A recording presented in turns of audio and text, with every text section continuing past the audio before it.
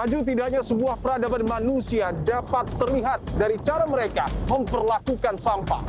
Kebakaran hebat yang terjadi di TPA Jatiwaringin seolah menjadi bukti nyata bahwa ada kesalahan sistemik dalam tata kelola sampah di negara kita. Kondisi kian darurat karena api yang membara tak hanya membakar timbulan sampah, namun asap yang mengempul juga mengancam masyarakat melalui infeksi saluran pernafasan akut atau ISPA. Lalu bagaimana pemerintah menjinakkan bom waktu tata kelola sampah yang kian hari kian menimbulkan masalah? Inilah episode ke-80 di Poin Investigasi. Saya Dibon Bahagia, saya akan menelusuri dan mencari bukti secara langsung dari atas timbulan sampah yang terbakar di Kabupaten Tangerang, Provinsi Banten.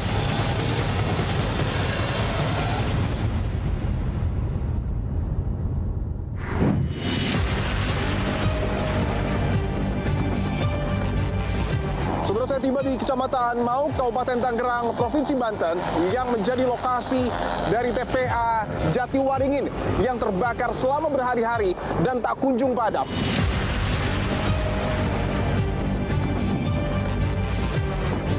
Mayoritas sampah adalah sampah plastik ya. Sangat banyak sekali sampah plastik yang ada di sini. Saya ingin tunjukkan itu seperti ada kepulan asap ya, termasuk juga di bagian bawah sana. Kebakaran di TPA Jatiwaringin ini bisa dikatakan bukanlah kebakaran biasa. Oke, bisa ditunjukkan ya. Ini salah satu helikopter ya yang kemungkinan akan menyiram ya Pak ya?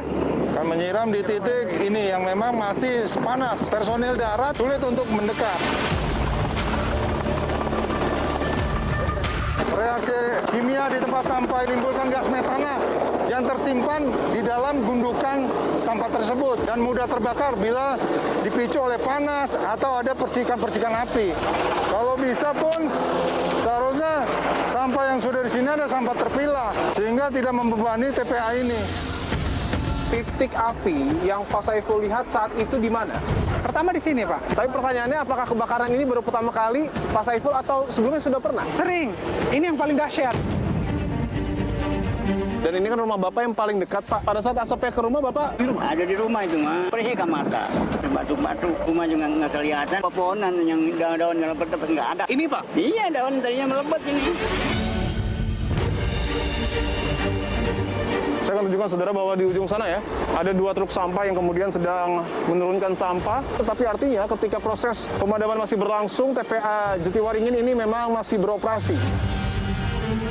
Ada dugaan Pak Bupati bahwa awal mula munculnya api ini bersumber dari area open dumping. Dan memang ini kan juga sudah kita perbaiki nih. Dan itu kan ada pakai geometer.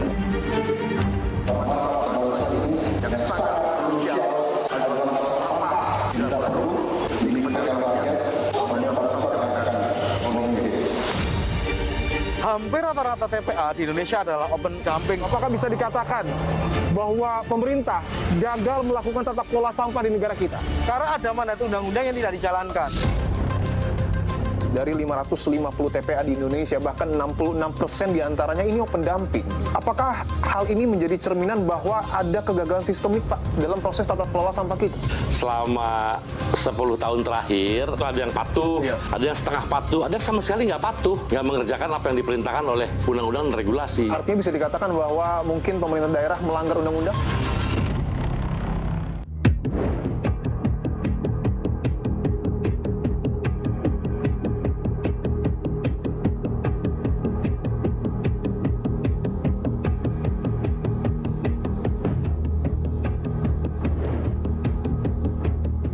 Saudara, saya tiba di Kecamatan Mau, Kabupaten Tangerang, Provinsi Banten, yang menjadi lokasi dari TPA Jatiwaringin yang terbakar selama berhari-hari dan tak kunjung padam. Saya akan tunjukkan beberapa armada ya, yang kemudian digunakan untuk memadamkan api. Salah satunya adalah helikopter. Ada 1, 2, dan juga 3 helikopter yang digunakan untuk memadamkan api dengan metode waterbombing. Saya akan masuk ke dalam, saudara, untuk menginvestigasi dan melihat secara langsung apa sesungguhnya kendala yang ditemui oleh aparat kita dalam proses pemadaman api yang seperti tadi saya sebutkan tak kunjung padam. TPA Jatiwaringin pertama kali beroperasi pada tahun 1993 dan menjadi pusat pembuangan sampah regional bagi warga Kabupaten Tangerang yang tersebar di 29 kecamatan. 59% sampah di Kabupaten Tangerang dibuang ke TPA Jatiwaringin. Dengan luas lahan mencapai 33 hektar, TPA Jatiwaringin miliki daya tampung sebesar 1.366 ton hingga 2.700 ton sampah per hari atau setara dengan 498.000 ton hingga 985.000 ton per tahun. Pada tahun 2025, Kementerian Lingkungan Hidup sempat menyegel TPA Jatiwaringin yang masih menerapkan sistem open dumping karena dinilai memiliki resiko tinggi. Terlebih, metode pembuangan sampah terbuka atau open dumping telah dilarang sejak 18 tahun lalu melalui Undang-Undang tentang Pengelolaan Sampah dan Undang-Undang tentang Perlindungan dan Pengelolaan Lingkungan Hidup. Dan pada 30 Juni 2026, kebakaran hebat melanda. Kebakaran diawali ledakan kecil kemudian meluas di 15 hektar area timbulan sampah atau hampir setengah dari luas total TPA Jatiwaringin. Dampak kebakaran TPA Jatiwaringin, lebih dari 100 warga sempat dievakuasi, bahkan 334 warga dilaporkan alami infeksi saluran pernafasan akut atau ISPA akibat paparan asap. Pemerintah Kabupaten Tangerang menetapkan status tanggap darurat kebakaran TPA Jatiwaringin selama 2 minggu, terhitung sejak tanggal 1 hingga 14 Juli 2026. Dan bisa dilihat ya, ini adalah tumpukan sampah yang kemudian ada di TPA Jatiwaringin. Kalau secara kontur bisa dikatakan ini adalah metode open dumping. Metode pembuangan sampah secara terbuka, artinya sampah yang diangkut dari masyarakat hanya ditumpuk dan tidak diolah. Metode ini juga yang kemudian menjadi perbincangan, apakah betul kebakaran yang terjadi selama berhari-hari dan sulitnya dipadamkan disebabkan karena metode open dumping yang ada di TPA Jatiwaringin. Karena ini baunya juga nampak sudah cukup menyengat, saudara. Bukan sekedar bau sampah, tetapi seperti ada bau zat-zat kimia. Karena kita tahu juga bahwa sampah-sampah yang kemudian tertumpuk, termasuk juga membusuk, ini melahirkan gas metana atau CH4 yang tentu berbahaya dan mudah sekali terbakar, saudara. Saya akan gunakan masker untuk masuk ya, lebih ke dalam dari TPA Jatiwaringin.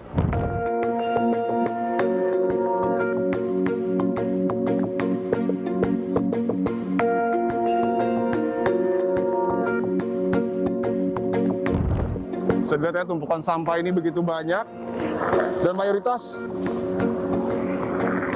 adalah sampah plastik. Bisa dilihat ya, ini sampah plastik domestik ya. Sampah plastik domestik yang kemudian begitu banyak ada di sini. Salah satu informasi yang kemudian sebelumnya disampaikan juga oleh pihak BNPB bahwa sampah-sampah plastik ini juga yang sebenarnya mempersulit masuknya air ketika disiramkan dengan metode waterbombing dari helikopter untuk masuk ke bawah. Karena air tersebut terhalangi oleh plastik yang kemudian ada di atas permukaan sampah. Ada 2 mobil damkar, ini ada selang ya yang kemudian menuju ke atas dari tumpukan sampah.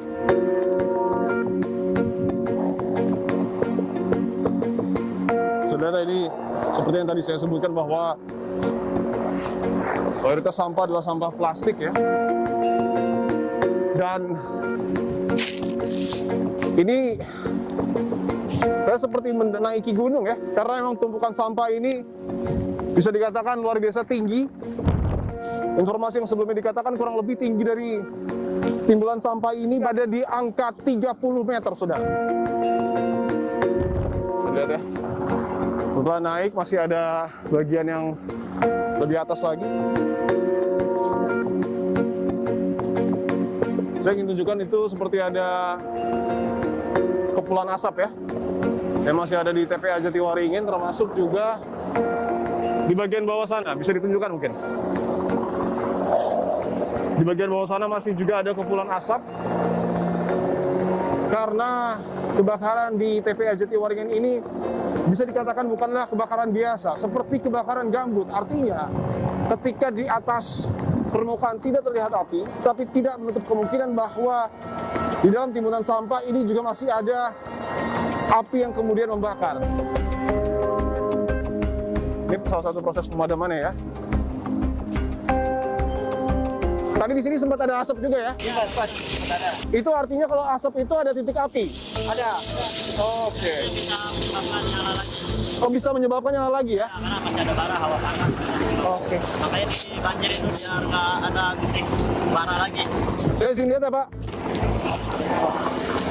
Ini prosesnya ya, artinya disiram agar tidak ada titik bara ya? Iya, jadi bisa mungkin biar masuk. Bahkan biasanya bara tuh ada di bawah tuh.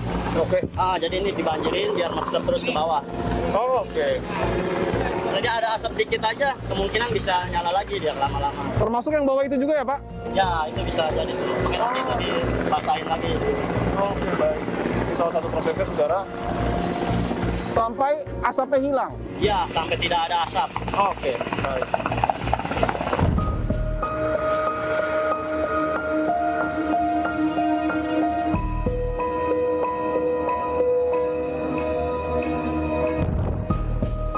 Bisa dilihat ya, karena memang sangat tinggi, selang dari pemadam kebakaran ini juga betul-betul harus diupayakan bisa naik ke atas ya.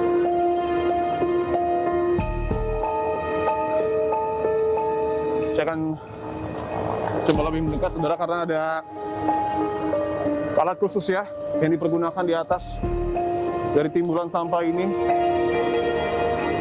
Pak, dari Kompas TV Pak, ini alat apa Pak? Kandang air, Fungsinya untuk penampung air. penampung air. Oke, artinya air dari bawah ditampung di sini kemudian disebarkan ya. Oke, ini bisa dilihat ya. Selang yang tadi kita lihat ya dari bawah mengaliri air ke sini untuk kemudian ditampung dan setelah itu dialirkan lagi ke bagian titik-titik api yang ada di TPA Jatiwaringin.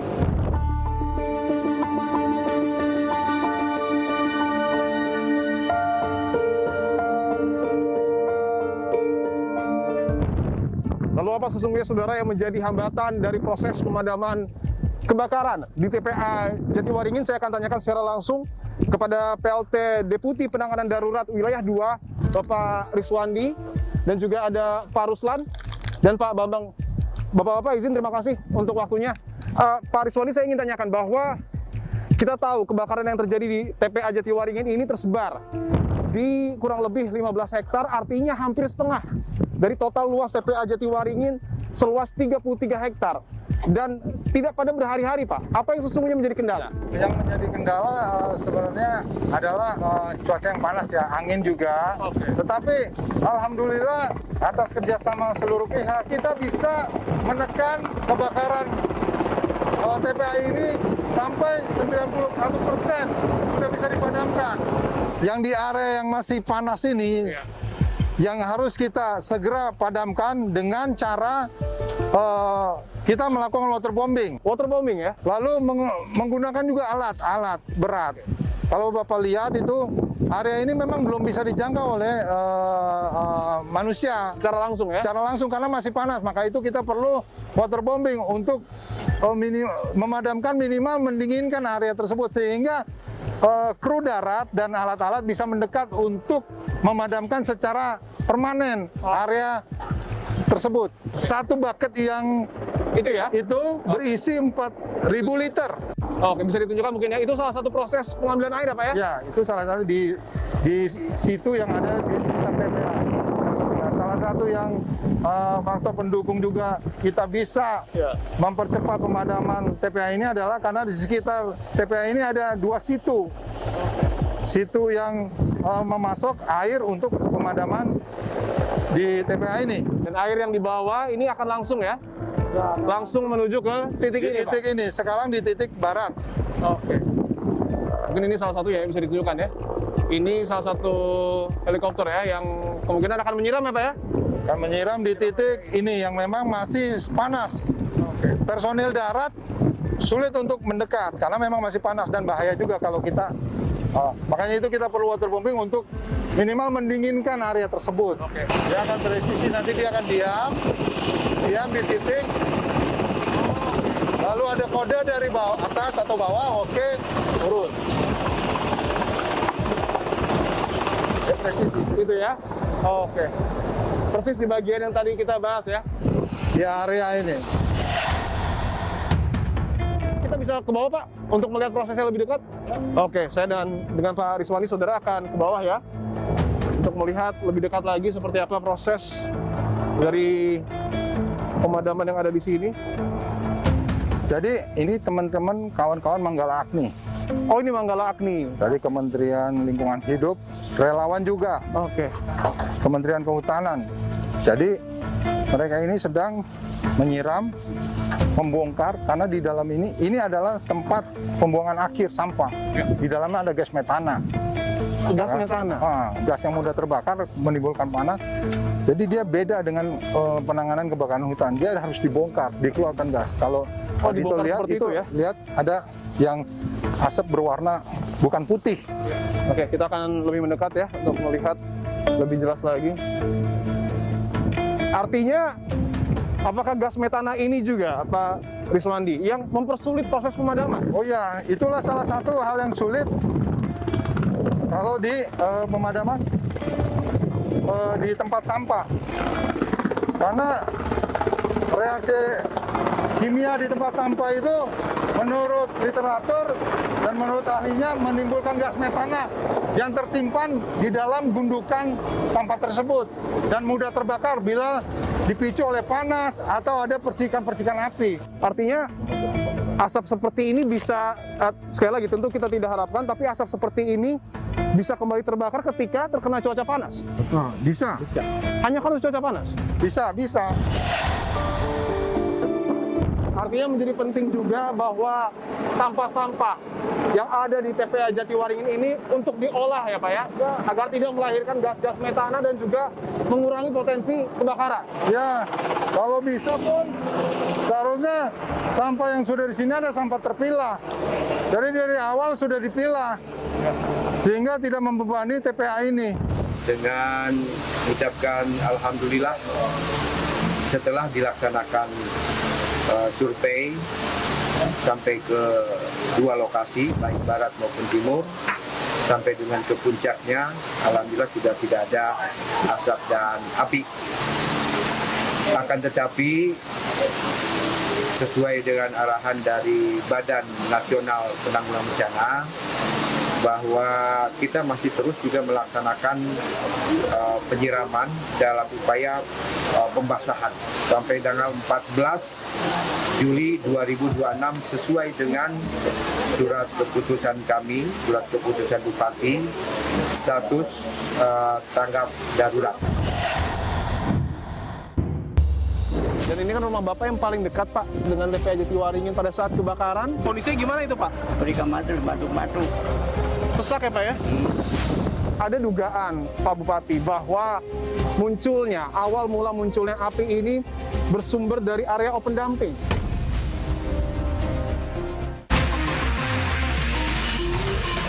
Sampai hidungnya berdarah, banyak yang kena radang, batuk-batuk itu. Orang udah debu melulu, katanya si asap itu mengandung gas beracun. Suruh saya berada di Desa Tanjaka Mekar, lokasi yang paling dekat dengan TPA Jatiwaringin yang pada akhir Juni hingga awal Juli 2026 terbakar. Saya akan tanyakan saudara apakah warga sudah kembali ke rumah mereka dan beraktivitas seperti sedia kala. Saya akan coba tanyakan ke salah satu warga di sini dengan Pak Saiful ya Pak ya? Oh iya. Pak Saiful di Kompas TV Pak. Pak Saiful betul warga di sini ya Pak ya? Betul Pak, saya warga sini. Rumahnya yang? Rumah yang ini. Yang ini ya? Yang Ibu ya. Oke. Ini juga keluarga semua kok. Waktu kebakaran terjadi ada ratusan warga Pak yang diungsikan untuk saat ini sudah boleh kembali? Udah, kalau dari lingkungan kita tuh hampir 150 kurang lebih. 150 warga. Kalau dari kakak 250 kakak. Itu dari lingkungan kita. Dan alhamdulillah sih.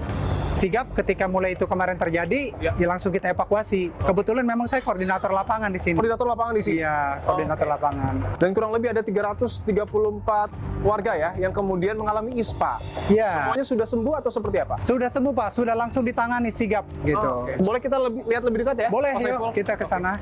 Saya dan Pak Saiful akan menuju titik terdekat ya berarti ya? Titik terdekat, yang paling dekat di sini. Ini juga perumahan warga? Iya, di sini lingkungan warga semua. Sini udah mulai aman lah. Sudah aman semua Bu ya? Aman. Aman ya Pak ya? Oke. Ini kan jaraknya dekat sekali Pak Saiful. Saat kejadian 30 Juni 2026 kondisinya seperti apa?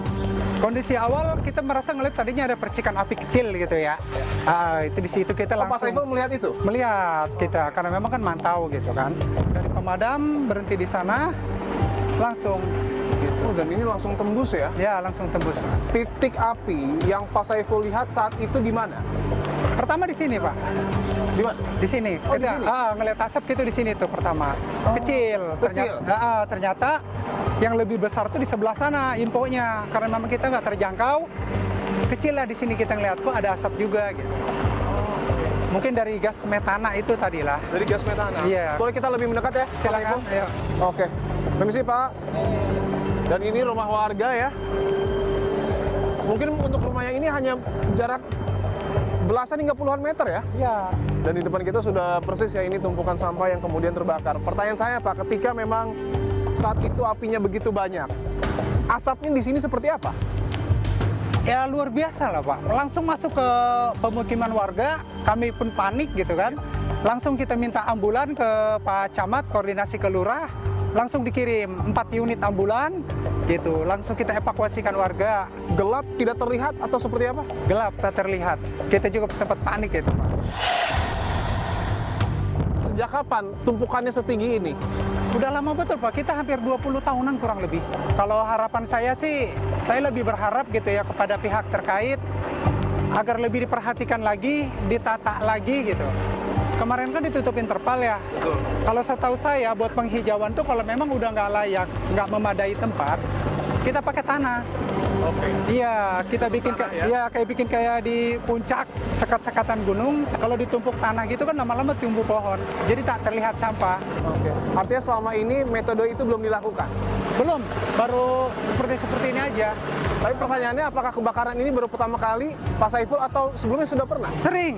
Ini yang paling dahsyat.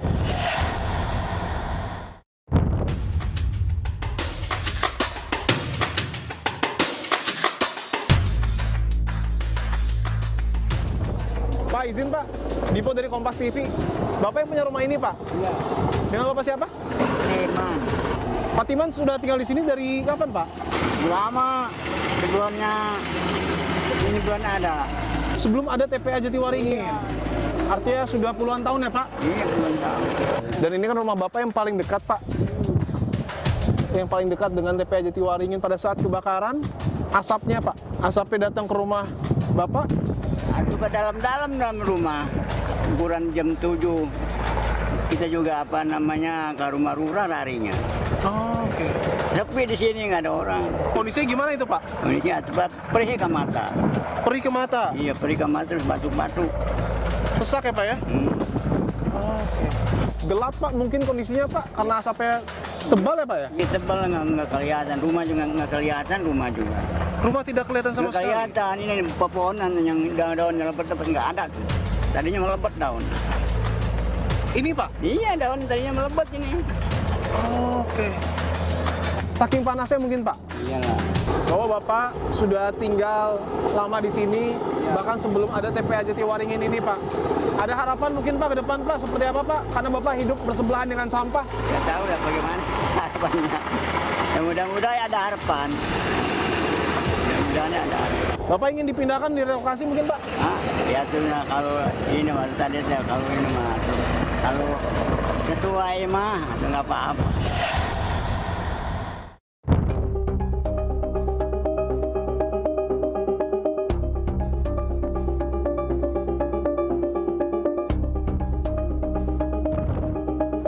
Saudara, TPA Jatiwaringin bukan pertama kali menjadi sorotan. Sebelumnya, TPA Jatiwaringin ini juga sempat menjadi perhatian dari Kementerian Lingkungan Hidup. Bahkan di tahun 2025 sempat disegel. Saya akan tunjukkan saudara. Ini bagian depan ya.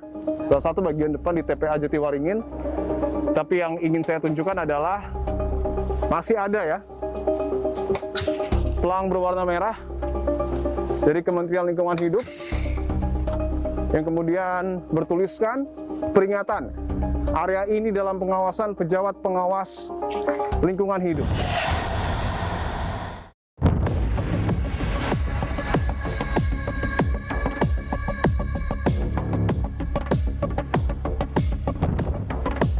Saya akan tunjukkan saudara bahwa di ujung sana ya, bisa dilihat ada 2 truk sampah yang kemudian sedang menurunkan sampah ke salah satu bagian timbulan sampah yang memang betul sedang diatur ya posisinya dengan menggunakan alat-alat berat, tetapi artinya ketika proses pemadaman masih berlangsung, TPA Jatiwaringin ini memang masih beroperasi. Tapi apakah timbulan sampah itu juga akan dikelola dan tidak menggunakan metode open dumping karena masih terbuka ya? Saya akan tanyakan secara langsung saudara kepada Bupati dari Kabupaten Tangerang, Bapak Muhammad Maisal Rashid. Pak Bupati izin Pak, Dipo dari Kompas TV Pak. Boleh kita ngobrol bentar Pak? Tadi kami sudah melihat juga Pak ke atas secara langsung proses pemadaman. Apakah pemerintah Kabupaten Tangerang sudah mengetahui penyebab pasti dari kebakaran Pak? Saya perlu informasikan, perlu saya sampaikan juga bahwa awalnya itu hanya satu, itu tanggal 30 Juni 2026. Hanya satu Pak? Hanya satu. Pada saat itu memang muncul api dan asap itu dari pojok sebelah sana. Oke. Ya, pukul 7.30 pagi. 7.30 pagi. Ternyata pada pagi itu juga angin kencang. Oke. Angin bertiup kencang sehingga api yang ada di lokasi tersebut menjalar ke tempat-tempat lain, ke titik-titik lain. Oke. Karena pada terbang tuh. Ya. Ada kertas, ada kardus, Betul. ada kayu yang terbakar terbang. Karena angin begitu kencang. Ada dugaan Pak Bupati bahwa awal mula munculnya api ini bersumber dari area open dumping. Betul demikian Pak? Nah memang ini kan juga sudah kita perbaiki nih. Kan itu kan ada pakai geometran tuh. Oh, yang putih itu ya Pak ya? Ya, pakai geometran. Dan pada saat transisi peralihan musim dari musim hujan ke musim kemarau, Ya. Badan Penanggulangan Bencana Daerah dengan Dinas Lingkungan Hidup banjur dia pagi sore banjur yang bisa dijangkau oleh darat. Oke. Artinya oleh pemadam kebakaran. Tapi di sisi lain ada di puncak itu kan itu tidak bisa dijangkau oleh pemadam kebakaran dari darat. Oke. Nah itu yang nggak sempat kita banjur sehingga muncul dari situ.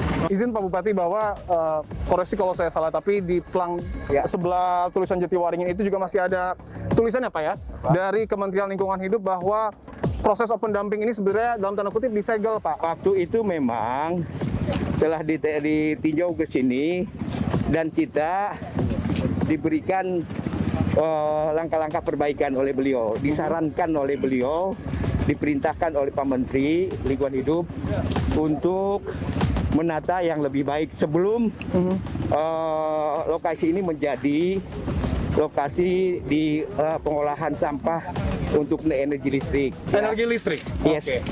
Jadi kita sudah memperbaiki itu tuh. Salah satunya geometri. Boleh kita tunjukkan sebentar Pak? Ya itu. Oke. Ini ya Pak ya? Itu udah kita pasang tuh. Waktu itu ada catatan-catatan yang harus diperbaiki oleh Menteri. Salah satunya adalah geometral. Yang berwarna putih ini ya Pak ya? Putih ini. Tutup oleh kita. Supaya apa tadi? Supaya tidak kena langsung terik matahari. Dan di bawahnya juga uapnya juga bisa dinetralisir.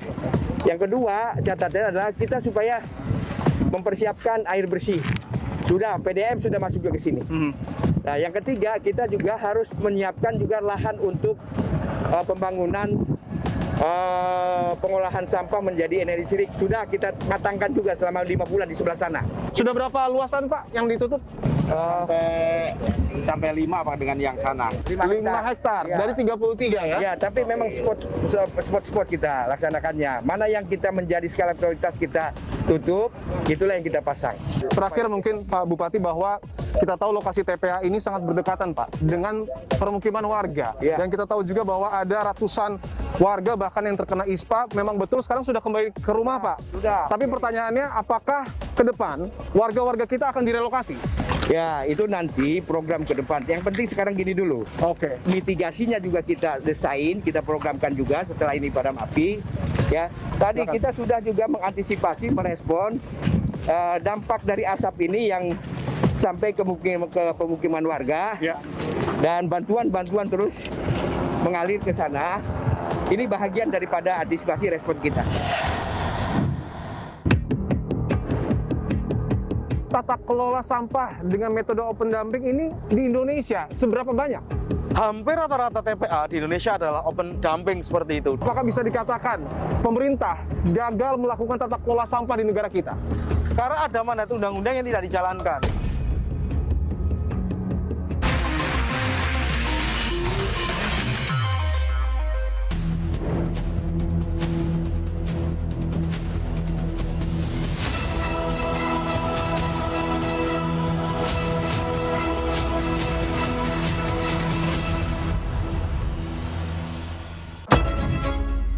Kobaran si jago merah yang menghanguskan sekitar 15 hektar lahan di TPA Jatiwaringin pada akhir Juni lalu jadi alarm keras adanya kesalahan sistemik dalam tata kelola sampah. Tak hanya di TPA Jatiwaringin, api juga melalap lahan TPA Cikolotok di Purwakarta, Jawa Barat pada 3 Juli lalu.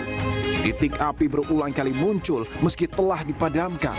Dinas Lingkungan Hidup Kabupaten Purwakarta mengaku masih memastikan penyebab pasti kebakaran. Kebakaran TPA kerap berulang terjadi 3 tahun lalu, tepatnya Agustus 2023. Kebakaran melanda TPA Sarimukti, Kabupaten Bandung Barat, Jawa Barat. Kebakaran ini diduga disebabkan bara puntung rokok yang membesar karena gas metana dari timbunan sampah. Kebakaran ini menyebabkan penanganan sampah di kawasan Bandung Raya terganggu. 2 bulan setelahnya, kebakaran juga melanda TPA Suwung dan Pasar Bali. TPA seluas 32 hektar itu lebih dari separuh areanya membara. Saat itu butuh waktu sekitar 1 bulan hingga status darurat bencana kebakaran TPA Suwung berakhir. Masih di bulan yang sama, kobaran api menghanguskan 28 hektar area TPA Rawakucing, Kota Tangerang. Selama proses pemadaman, asap pekat menyelimuti permukiman dan berdampak pada kesehatan warga sekitar TPA. Badan Nasional Penanggulangan Bencana mencatat sepanjang tahun 2023 ada 46 kasus kebakaran di area TPA sampah yang mayoritas terjadi di Pulau Jawa. Rentetan kebakaran ini bukanlah peristiwa yang berdiri sendiri, di baliknya terdapat persoalan mendasar tata kelola sampah. Data Kementerian Lingkungan Hidup tahun 2025 menunjukkan 66% dari 550 TPA di seluruh Indonesia masih menerapkan sistem open dumping. Open dumping adalah metode pembuangan sampah secara terbuka tanpa pengelolaan yang memadai. Metode open dumping memicu timbunan sampah terus menghasilkan gas metana dari proses pembusukan limbah organik. Apalagi berdasarkan data Kementerian Lingkungan Hidup, penyumbang sampah terbanyak di Indonesia adalah sampah organik berupa sisa makanan. Gas metana yang dihasilkan dari pembusukan sampah organik bersifat sangat mudah terbakar dan rentan meledak. Saat musim kemarau, resiko kebakaran jadi meningkat. Persoalan sampah sejatinya sudah jadi sorotan Presiden Prabowo Subianto. Tanpa tata kelola yang tepat, Indonesia akan kewalahan hadapi persoalan TPA kelebihan kapasitas. Masalah bangsa ini sekarang adalah yang sangat krusial adalah masalah sampah. Sampah ini menjadi masalah. Diproyeksi nanti semua TPA sampah akan mengalami over capacity pada tahun 2028, bahkan lebih cepat. Jadi masalah sampah kita perlu kerjasama antara pemerintah dan pemerintah daerah. Karena itu bila perlu dilibatkan rakyat, pemerintah pusat akan memimpin. Tragedi kebakaran hingga overkapasitas TPA adalah cerminan dari gagalnya pengelolaan sampah di hulu. Baikan tata kelola sampah di tingkat hulu juga harus diimbangi dengan penegakan hukum terhadap korporasi pencemar serta pembangunan infrastruktur pengolahan yang aman dan berkelanjutan. Tanpa pembenahan nyata, selamanya kita akan terancam bom waktu malapetaka sampah. Saudara, selain proses pemadaman yang harus didalami oleh pemerintah dan juga aparat, adalah apa sesungguhnya penyebab dari kebakaran hebat yang terjadi di TPA Jatiwaringin? Saya akan tanyakan secara langsung kepada pengkampanye Urban Berkeadilan Walhi, Mas Wahyu Eka Setiawan. Mas Wahyu, terima kasih untuk waktunya, Mas. Bahwa kita tahu kebakaran yang terjadi di Jatiwaringin ini bukanlah kebakaran biasa. Satu, volumenya begitu luas. Dua, proses pemadamannya begitu sulit. Bagaimana Walhi memaknai fenomena ini? Kebakaran di TPA Jatiwaringin seperti kita lihat, ini adalah salah satu bentuk ya, bagaimana penumpukan sampah itu juga terbentuk gunungan dan itu juga mulai terbentuk timbulan. Jadi proses kebakaran ini adalah salah satunya karena tumpukan sampah, terutama bercampurnya sampah plastik dan juga organik. Nah, kondisi itu memang berlangsung lama begitu dari sejak terbangunnya TPA ini terus menerus, sehingga apa? Sehingga di permukaan itu plastik juga mengering. Nah, sementara di bawah itu masih basah begitu, dan ketika basah juga dia ada proses kimiawi, sehingga proses kimiawi itulah yang nanti salah satunya memproduksi metana. Nah, metana itu lama-kelamaan juga dengan proses karbon dioksida hingga oksigen begitu, itu bisa memicu CH4 juga yang itu sifatnya mudah terbakar. Nah, proses ini adalah efek dari model open dumping. Nah, TPA ini adalah salah satu TPA yang sudah ditutup oleh KLH, tapi kalau kita cek begitu, ketika ditutup pun masih banyak sampah juga yang ini ya masuk begitu dari warga. Memang agak dilematis seperti itu. Sehingga memang perlu ada upaya bersama, terutama untuk bagaimana menghentikan sementara, mencari tempat sementara, sekaligus menata. Oke, saya ingin tunjukkan ya, mungkin dengan Mas Wahyu juga, itu bahkan di lahan yang sudah digunakan metode kontrol landfill masih ada asap ya Mas ya? Masih. Masih. Karena apa? Karena dia sekam di bawah. Sekam di bawah ya? Ini adalah tumpukan-tumpukan sampah itu. Nah, asap-asap seperti itu. Asap seperti itu ya? Dia sifatnya panas, makanya saya bilang itu mirip dengan gambut begitu. Karena yang terbakar di bawahnya begitu. Pertanyaannya, tata kelola sampah dengan metode open dumping ini di Indonesia seberapa banyak? Hampir rata-rata TPA di Indonesia adalah open dumping seperti itu. Dan kalau kita bicara sanitary landfill, itu hanya beberapa wilayah-wilayah yang memang punya anggaran besar seperti Surabaya, lalu Bantar Gebang pun juga sudah mulai mengalami sanitary landfill, tapi juga menumpuk juga, sehingga kemarin juga longsor. KLH itu sudah menutup sekitar 250 TPA, dan ke depan dia akan menutup lagi 390. Tapi solusinya memang bukan menutup, tapi menata ulang seperti itu. Menata ulang ya? Jadi bencana ini tidak hanya bicara soal bencana di kawasan hutan, ataupun kalau kita melihat bencana kebakaran hutan dan lahan, tapi yang perlu hati-hati juga bencana kebakaran di TPA. Tapi pertanyaannya, apakah open dumping ini hanya melahirkan potensi kebakaran atau justru mungkin pencemaran lingkungan tinggi di sana? Ya, kalau kita lihat cek sungai sana, itu kan warnanya hitam. Itu salah satu juga efek dari pencemaran dari TPA ini, yakni apa? Air berwarna hitam itu adalah air lindi. Nah, ketika proses pemadaman dengan menggunakan air, dengan flooding air, dia membanjiri air terus-menerus, maka airnya akan mengalir terutama. Nah, pengalirannya ke arah sungai. Makanya arah sungai itu, yang itu sampai ke arah Teluk Naga, itu berwarna hitam. Berpotensi mungkin menyebar ke pemukiman warga? Kemungkinan besar kalau dekat sini biasanya itu akan berpengaruh pada apa? Pada kondisi air tanah. Bom waktu sampah, kita menyebutnya bom waktu karena apa? Tidak hanya di Jatiwaringin.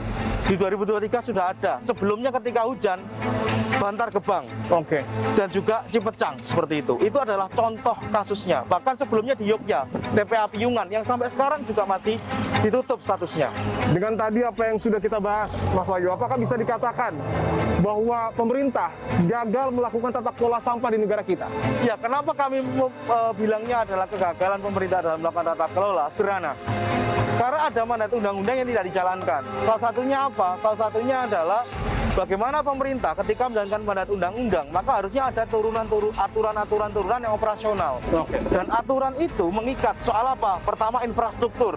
Kedua, pendidikan. Ketiga, insentif. Dan keempat adalah pemenuhan hak-hak warga seperti itu. Dan ini yang kadang nggak dipenuhi.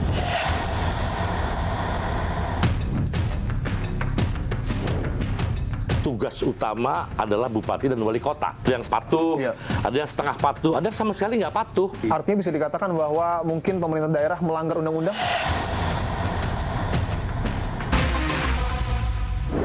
Persoalan tata kelola sampah kian nyata usai peristiwa kebakaran yang terjadi di TPA Jatiwaringin. Lalu apa strategi pemerintah untuk menjinakkan bom waktu tata kelola sampah? Saya akan tanyakan secara eksklusif kepada Menteri Lingkungan Hidup, Bapak Jumhur Hidayat. Pak Jumhur, terima kasih untuk waktunya, Pak. Ya, Mas Dipo, siap. Saya akan langsung tanyakan poin persoalannya, Pak, bahwa pemerhati lingkungan, termasuk juga DPR, menduga kuat bahwa kebakaran yang terjadi di TPA Jatiwaringin ini disebabkan karena open dumping. Betul demikian? Open dumping dan cuaca panas yang berkepanjangan. Oh, pendamping dan cuaca panas. Ya. Oke. Dan boleh jadi itu ada sedikit percikan api saja, langsung bisa nyamber karena itu open dumping di kita tuh masih artinya ya, karena ada sampah-sampah yang organik, yang membusuk, yang menghasilkan gas metan. Dan itu tumpukannya sampai puluhan meter kan. Dan karena itu harus ada, dan sudah dilakukan mitigasi, kita sudah edarkan ke semua wali kota dan bupati, Pemda, langkah-langkah yang harus diambil, dan kita membentuk semacam satgas lah di sini. Satgas pemantau TPA. Pemantau TPA. Jadi satu persatu nanti kan kita cek apakah dia udah mengerjakan A, B, C, D yang kita minta itu. Contoh misalnya pastikan ada monitoring dari Pemda, misalnya Satpol PP atau apa, jangan sampai ada orang yang merokok misalnya sembarangan di situ. Kemudian kalau ada apa ranting-ranting yang kering sekali itu pinggir kan mudah terbakar itu, yaitu didinginkan dengan disiram, siapkan pemadam kebakaran dari sejak awal, dan bikin embung misalnya juga supaya kalau ada apa-apa air mudah diambil. Nah, kemarin kita sempat ada masalah kan karena susah cari air waktu itu. Oke, tapi yang menjadi menarik adalah kita tahu Pak Jumhur bahwa TPA Jatiwaringin ini sebenarnya sudah disegel pada tahun lalu. Tapi pertanyaannya mengapa masih terjadi kebakaran ini, Pak? Kita ini masih cuma ngumpulkan, angkut, buang. Kan masih gitu kan? Iya. Nah, kumpulkan ini campur aduk antara organik, anorganik, residu apa semua. Padahal organik itu bekas makanan yang bisa terurai itu cepat busuk ya. Itu bisa 55-60%. Jadi kalau itu masuk ke semua TPA pasti terjadi pembusukan, pasti menghasilkan gas metan. Bukan hanya mudah terbakar, tapi itu juga merusak emisi kita. Gitu. Oke, kalau saya kutip dari data yang kemudian dimiliki oleh Kementerian Lingkungan Hidup, dari 550 TPA di Indonesia, bahkan 66% diantaranya ini open dumping. Apakah hal ini menjadi cerminan bahwa ada kegagalan sistemik, Pak, dalam proses tata kelola sampah kita? Selama 10 tahun terakhir, ketika lingkungan hidup digabung dengan kehutanan, titik beratnya itu tidak pada lingkungan hidup, titik beratnya pada mungkin kehutanan lah gitu loh. Sehingga pengawasan sebagai satu kementerian nasional yang mengawasi itu berkurang, termasuk pengawasan terhadap berjalannya Undang-Undang 18 2000 sampah itu. Ya. Nah, 2008 ya? 2008 itu padahal tugas utama adalah bupati dan wali kota. Bupati dan wali kota. Nah, dibina oleh gubernur dengan pengawasan pusat. Nah, pengawasannya mengerjakan yang lain gitu loh. Tidak begitu 10 tahun berpisah, kita menyaksikan itu ternyata ada yang comply, ada yang setengah comply. Comply itu ada yang patuh, ada yang setengah patuh, ada yang sama sekali nggak patuh gitu loh. Nggak mengerjakan apa yang diperintahkan oleh undang-undang dan regulasi. Artinya bisa dikatakan bahwa mungkin pemerintah daerah melanggar undang-undang? Memang melanggar. Memang melanggar. Makanya kita berikan sanksi. Karena itu setelah 10 tahun ketika kita dipisah, kita memberikan sanksi kepada mereka. Sanksinya berupa apa saja, Pak? Paksaan pemerintah. Oke. Sekarang mereka sedang bergegas mengerjakan itu. Ada yang dari katakanlah kekurangannya 80%, ada yang sudah tinggal sisa 20%, dia udah mengerjakan ini. Ada yang kayak begitu. Kita monitor semua. Kita ada tim monitornya di sini. Oke, persoalan tata kelola sampah ini juga sempat disinggung oleh Presiden pada Februari lalu yang menyatakan bahwa di tahun 2028 seluruh TPA kita akan over capacity ataupun kelebihan muatan, Pak, tidak mampu menampung lagi sampah-sampah dari masyarakat. Dan ada satu kebijakan ataupun ada langkah yang diambil membangun 34 proyek pembangunan waste to energy. Progresnya sejauh ini, Pak? Jalan udah ada di yang sudah lelang tuh ada 11 ya. Ya, sekarang menuju batch kedua ke 24 dari 34 titik aglomerasi atau kota-kota yang memang memenuhi syarat untuk PCEL atau waste to electricity. Nah, kemarin yang pertama diresmikan di Bali ya. Di Bali ya. Itu yang pertama. Nah, yang lain tinggal ya itu kan ini aja. Kalau yang lain ya udah bertahap terus nanti. Artinya di tahun ini akan ada 34 proyek pembangunan waste to energy. Kira-kira ya begitu. Oke. Dan tentu kita semua sepakat bahwa persoalan tata kelola sampah ini tidak cukup berhenti dari hilirnya saja, Pak, tapi perlu juga dibenahi dari hulu, yaitu dari masyarakat memilah dan juga memilih sampah. Apakah kemudian satu konsep tobat ekologis yang kemudian disampaikan oleh KLH ini juga akan mendorong masyarakat untuk melakukan pilih-pilih sampah pada rumah? Dalam rangka gerakan pemulihan lingkungan secara nasional, gerakan nasional pemulihan lingkungan. kita bisa sebut gerakan tobat ekologis nasional misalnya. Nah itu kita lakukan, dan kemudian sekarang sampah-sampah plastik dan sebagainya sebentar lagi mungkin mudah-mudahan dalam bulan ini kita lagi persiapkan satu peraturan Menteri LH yang mewajibkan para produser yang menghasilkan plastik dan limbah yang seperti plastik itu harus mengeluarkan sedikit angka gitu ya, rupiah tertentu, sehingga dia bisa terkumpul dana, mereka sendiri mengolah sampah. Jadi bisa di recycling, bisa dikumpulkan, bisa di macam-macam. Pokoknya nggak boleh beredar. Sehingga kita harus lagi terhindar dari sampah kayak di laut gitu ya, pulau plastik itu di laut. Juga kampanye kepada rakyat masyarakat di das aliran sungai.